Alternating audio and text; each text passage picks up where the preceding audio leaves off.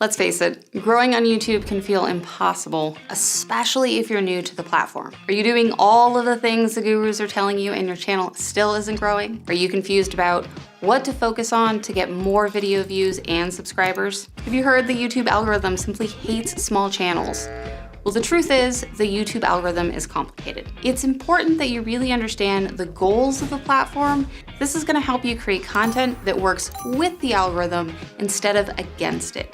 So in this video, we're gonna break down the top 5 fundamentals of the algorithm so that you can set your content and your channel up for success. Hello and welcome to Video Club. In this series, we provide educational and inspirational content to help you on the road to YouTube success. I'm your host, Renee Teely, the VP of Community here at TubeBuddy. If you're new here, consider subscribing and hitting that bell so you don't miss a single episode packed full of valuable information just like this one. So in today's episode, we're gonna cover the top 5 things that you need to know about the YouTube algorithm, especially if you're a newer YouTube creator. So the first thing that you need to know is the YouTube algorithm is specifically designed to keep people on the platform watching videos for as long as possible so YouTube can run ads and make money.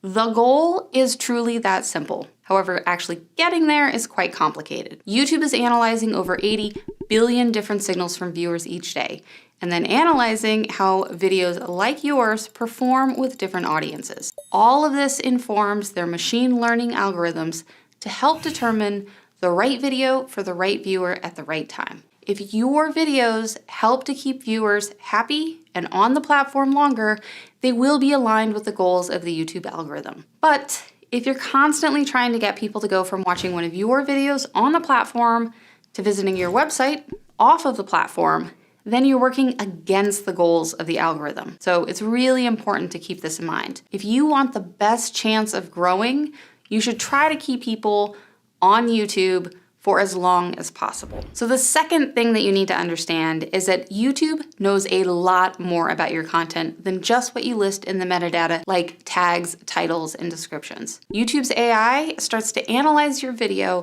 the moment the upload process starts. So during the upload process, YouTube is collecting information about the video frame by frame and identifying things like scene changes, objects, places, people, and even facial expressions. So YouTube does factor in metadata, but for the most part, things like thumbnails, titles, and descriptions should be created with the viewer in mind and help them to make the decision to click on your video. After your video has been uploaded and people start to watch it, YouTube analyzes viewer signals. So are people clicking on your videos?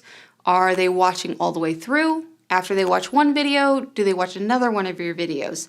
And then also, how satisfied are they with the content? So the third thing that you need to know is that not all metrics are created equal, and the ranking has changed over time. So for many years, YouTube was optimizing for clicks and views.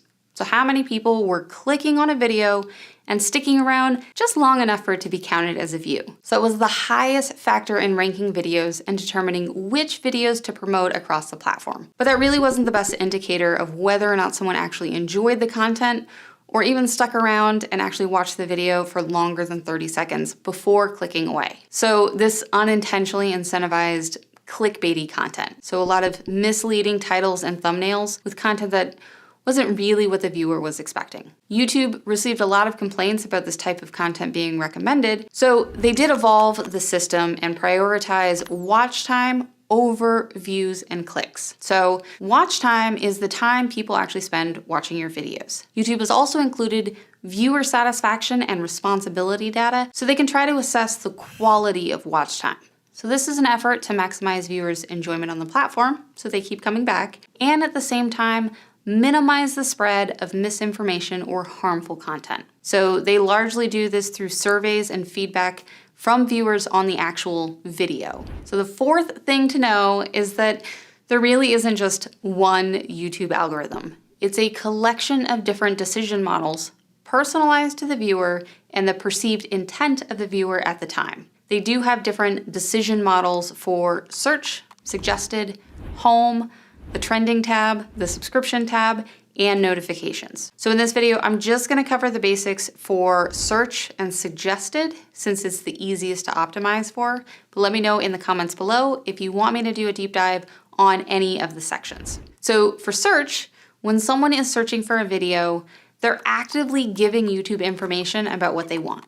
So YouTube is then trying to find the video that will have the highest chance of matching what the viewer is looking for and will keep them interested. So YouTube themselves have said that they are not just looking for videos with fully optimized titles and descriptions, they're also factoring in viewer signals like watch time of a particular video for a particular query. So that last part is really important. If YouTube recommends your videos for a specific search term and people respond well to it, YouTube will continue to recommend those videos for the specific query. Now for suggested, YouTube is trying to determine what video someone is most likely to watch after the video they're currently watching. So this is going to include videos that are typically watched together, videos that have related topics, and also videos based on the viewer's watch history. So it is a personalized recommendation. So this does work similar to other video platforms like Netflix.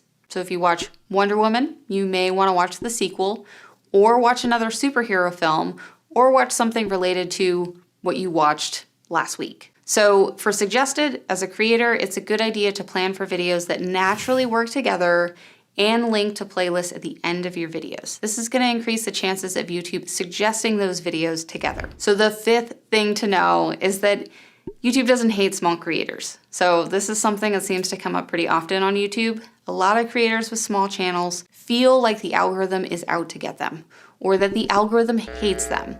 And that's just not the case. YouTube just has a lot more data about larger channels and videos with millions of views. But if you're creating videos that people enjoy all the way through, and you're keeping people on the platform, your channel will grow and your content will be recommended by the platform.